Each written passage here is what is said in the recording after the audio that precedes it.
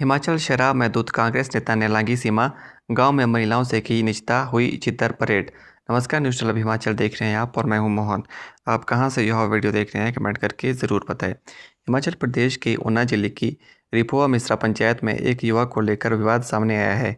स्थानीय ग्रामीणों में एक युवा कांग्रेस नेता पर शराब के नशे में पंचायत क्षेत्र में हंगामा करने और महिलाओं के साथ कथित तौर पर आपत्तिजनक व्यवहार करने का आरोप लगाया गया है। कांग्रेस नेता की पिटाई। घटना के बाद स्थिति उस समय तनावपूर्ण हो गई जब मौके पर मौजूद कुछ ग्रामीणों ने युवक को पकड़ लिया और उसके साथ मारपीट कर दी।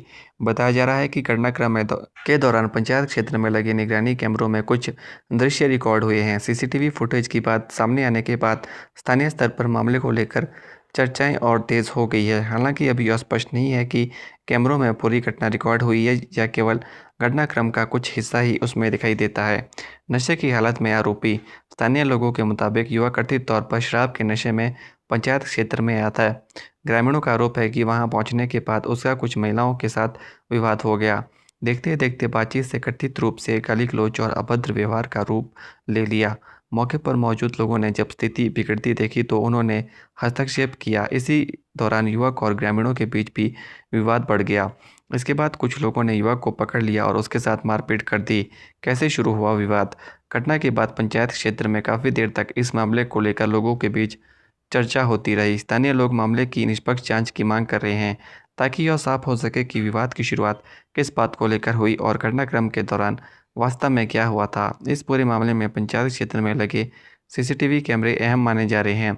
ग्रामीणों का कहना है कि विवाद से जुड़े कुछ दृश्य कैमरों में दर्ज हुए हैं। अगर फुटेज उपलब्ध होती है और जांच में इसे आधिकारिक तौर पर शामिल किया जाता है तो घटनाक्रम की वास्तविक स्थिति समझने में मदद मिल सकती है। हालांकि अभी सीसीटीवी फुटेज की स्वतंत्र पुष्टि नहीं हुई है। यह भी स्पष्ट नहीं है कि कैमरों की रिकॉर्डिंग में युवक और महिलाओं के बीच कोई कथित कहासुनी से लेकर बाद में हुई मारपीट तक का पूरा घटनाक्रम मौजूद है या नहीं। ऐसे में फिलहाल सामने आई जानकारी मुख्य रूप से स्थानीय लोगों के आरोप और दावों पर आधारित है। पुलिस जांच के बाद यह तय हो सकेगा कि घटना में किसकी क्या भूमिका रही और किन आरोपों में कितनी सच्चाई है।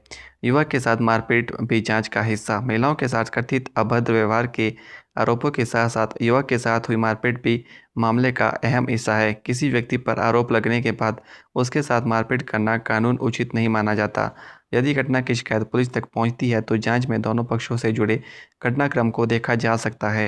यानी पुलिस के सामने केवल महिलाओं के साथ कथित दुर्व्यवहार के आरोपों की जांच का सवाल नहीं होगा, बल्कि युवक के साथ हुई मारपीट की परिस्थितियां भी सामने लानी होगी।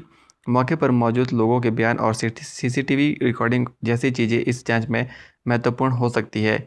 पुलिस की आधिकारिक जानकारी का इंतजार। फिलहाल मामले को लेकर पुलिस की ओर से कोई विस्तृत आधिकारिक बयान सामने नहीं आया है, इसलिए युवक के खिलाफ लगाए गए आरोपों को अभी अंतिम तथ्य के रूप में नहीं माना जा सकता। पुलिस जांच और उपलब्ध साक्ष्यों के आधार पर ही घटना की वास्तविक तस्वीर स्पष्ट होगी।